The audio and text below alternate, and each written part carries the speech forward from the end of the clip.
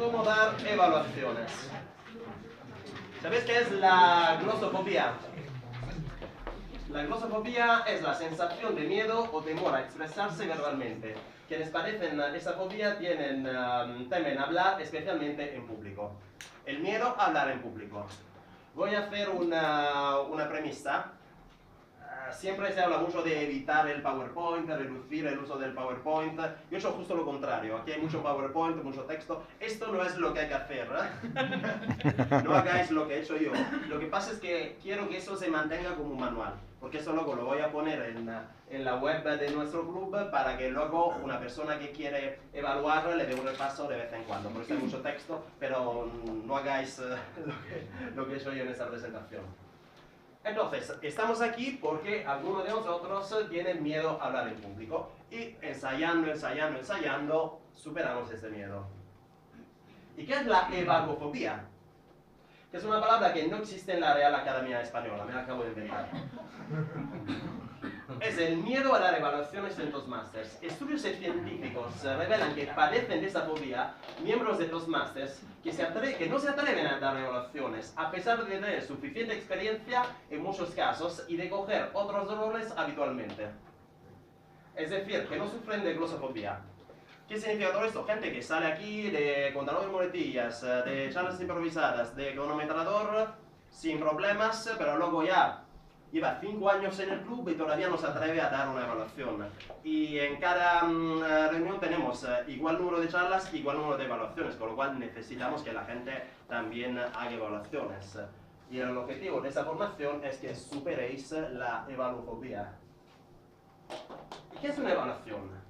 Empezamos con esto. La evaluación es una charla.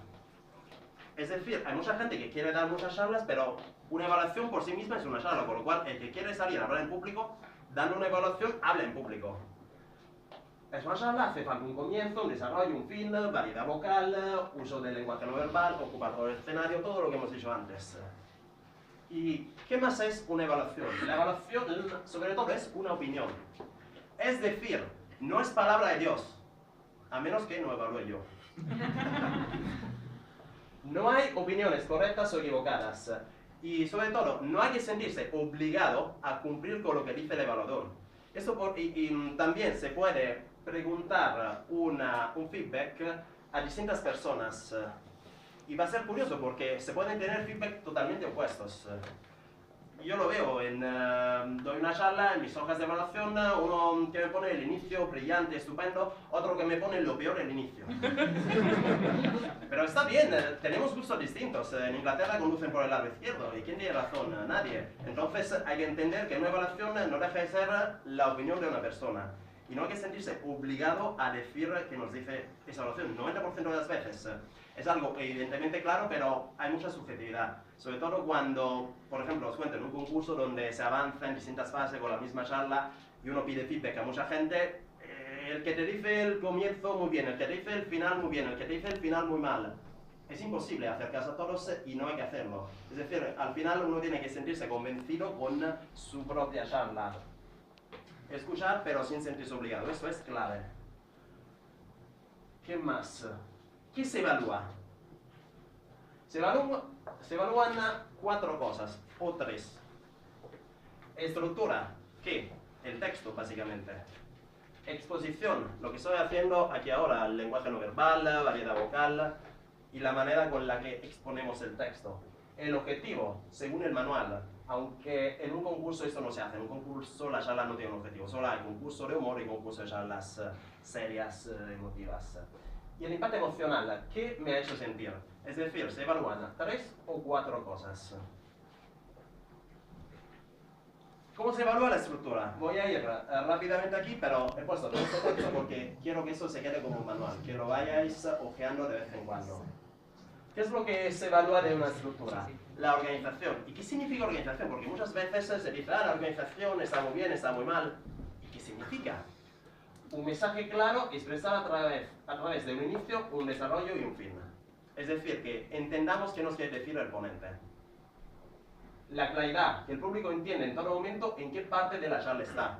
Que no vayamos hacia un cuento y luego vamos dando una lección y luego nos queremos convencer de algo, que sea claro de qué queremos hablar y que en cada momento el público entienda dónde estamos. El inicio, ¿qué tiene que hacer el inicio? Capturar la atención con preguntas retóricas, una cita, anécdotas, gestos, hay distintas maneras. El desarrollo, hay subpuntos, por ejemplo 3, que dan soporte al mensaje, aclaran o enfatizan la idea principal. Los subpuntos son balanceados, duran lo mismo y tienen un orden lógico. Es decir, os quiero convencer a comer lechuga. El comienzo es, ¿habéis pensado en comer más lechuga? Por ejemplo, y luego os doy 3 razones por las que hay que comer más lechuga. Las 3 razones están balanceadas en el tiempo, 1 minuto, 1 minuto, 1 minuto, 1 minuto y medio, 1 minuto y medio, 1 minuto y medio, y luego están en un orden claro, y además yo voy haciendo gestos durante la charla. Es decir, la primera razón por la que hay que comer más lechuga es bla bla bla, la segunda es no sé qué, y la tercera es bla bla bla. Y luego el fin, la conclusión con una llamada a la acción. Digna de ser recordada, refuerza, resume la idea principal o sugiere una línea de acción. Entonces, ¿quién se compromete a comer más lechuga esta noche? Esto podría ser un final.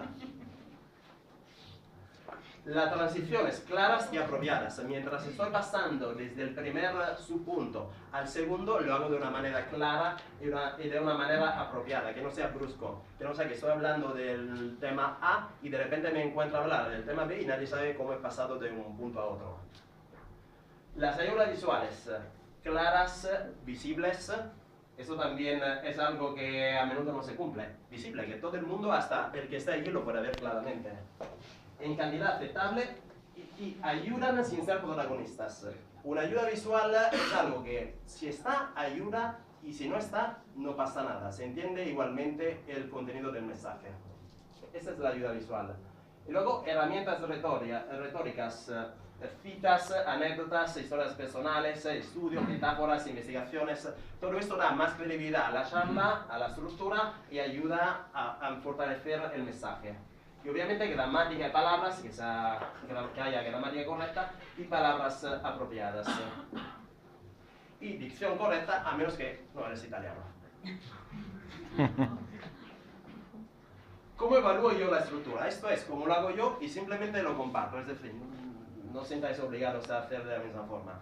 Cuando alguien está dando una charla, ¿qué hago yo? Yo trazo una línea proporcional a la redacción de cada párrafo. Digo, bueno, ha empezado con una pregunta. Y luego ha empezado a contar una anécdota. Y trazo la línea. Y en esta anécdota, ¿qué ha hecho el ponente? Ha utilizado descripciones y personajes. Ah, muy bien.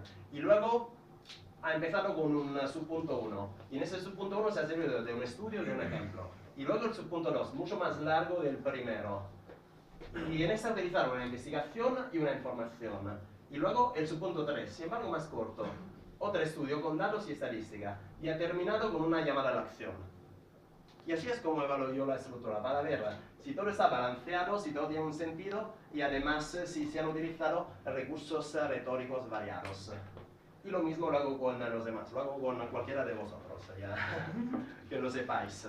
Y eso simplemente para compartirlo. Si lo queréis hacer de la misma forma, genial, y si no, lo podéis hacer de la manera que queráis. ¿Cómo se evalúa la exposición?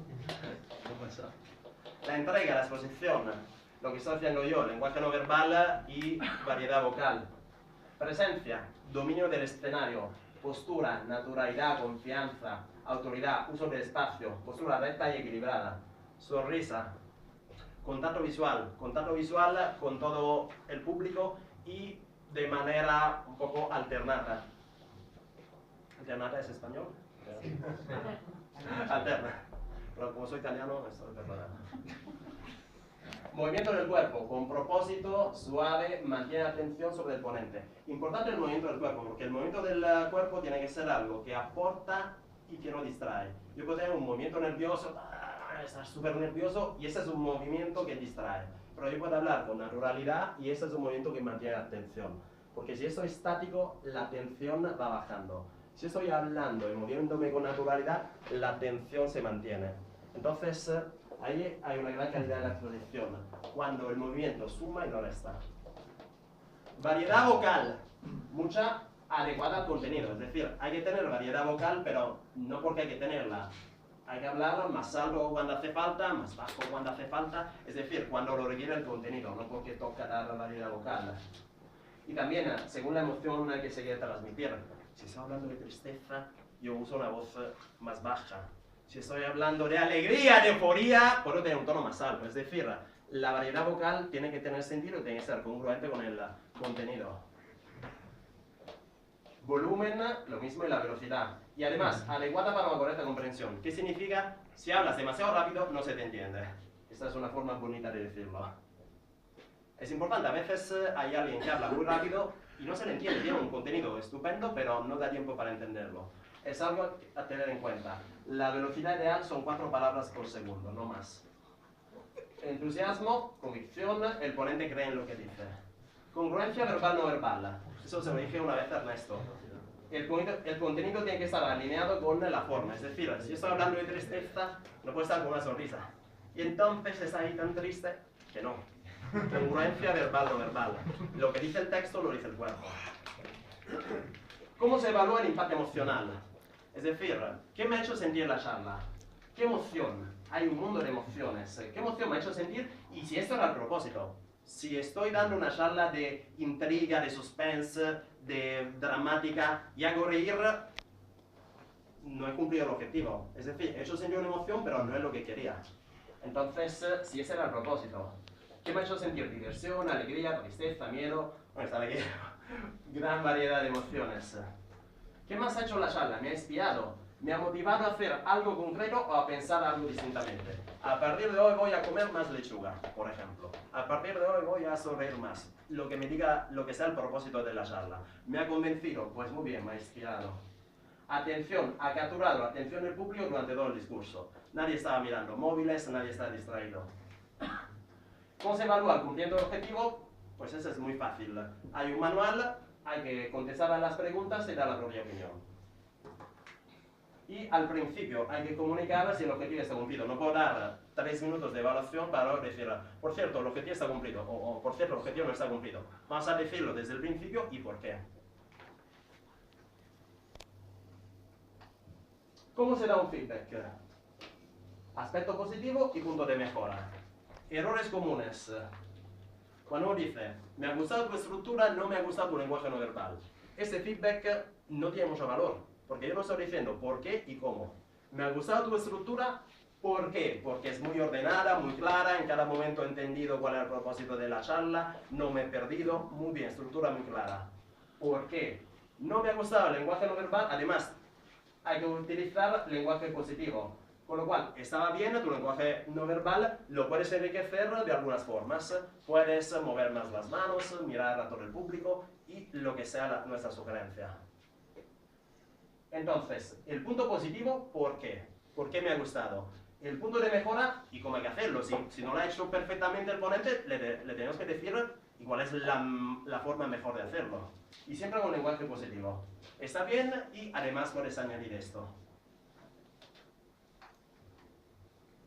¿Cómo se estructura una evaluación? Hemos visto que se pueden evaluar decenas de puntos, pero no puede durar media hora una evaluación. Lo mismo en privado sí, pero aquí tenemos 3 minutos, máximo 3 minutos y medio. Entonces, de todo lo que hemos visto, tenemos que seleccionar 2 aspectos muy positivos y un punto de mejora, o como mucho 3 y 2. Es decir, 3 puntos entre buenos y malos, digamos así, o 5 puntos. No más, porque no da tiempo a explicar cómo y por qué. ¿Y cuál es la estructura, la famosa estructura sándwich? Si doy 3 puntos, el segundo punto más positivo, ¿y por qué? Has hecho esto muy bien, ¿por qué? Bla, bla, bla. Un punto de mejora y además lo puedes hacer mejor de esta forma. Y luego el mejor punto positivo. ¿Y por qué? Y esto ha sido genial, ¿por qué?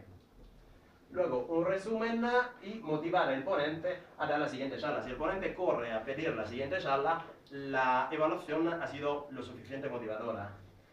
Si se mencionan 5 puntos, en lugar de positivo, sugerencia, mejor, 2 positivos, 2 sugerencias y el mejor de todos. Esa es la estructura, pero yo quiero que os quedéis con esto. El positivo, ¿por qué? Y el punto de mejora, ¿cómo? Si no la charla, la evaluación no tiene ningún valor. Y ahora corre a reservar en Easy Speak un rol como evaluador en la próxima reunión. Se acabó la evalofobia.